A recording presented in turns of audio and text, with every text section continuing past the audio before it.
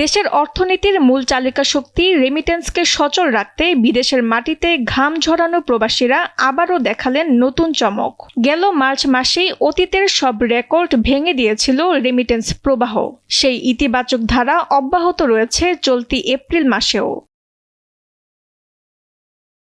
বাংলাদেশ ব্যাংকের সর্বশেষ তথ্য বলছে, এপ্রিলের প্রথম 11 দিনেই দেশে প্রবাসী আয় এসেছে 121 কোটি 80 লাখ মার্কিন ডলার।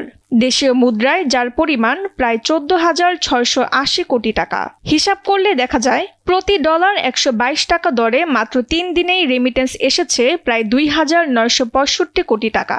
12 এপ্রিল রোববারে বাংলাদেশ ব্যাংকের মুখপাত্র আরিফ হোসেন খান এই তথ্য দেন।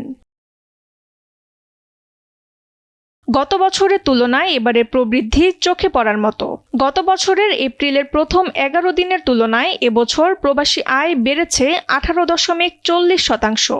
শুধু তাই নয়, চলতি অর্থ বছরের জুলাই থেকে এপ্রিল পর্যন্ত রেমিটেন্সের পরিমাণ দাঁড়িয়েছে 2,742 কোটি 70 লাখ ডলারে, যা গত অর্থ বছরের একই সময়ের চেয়ে 20% বেশি।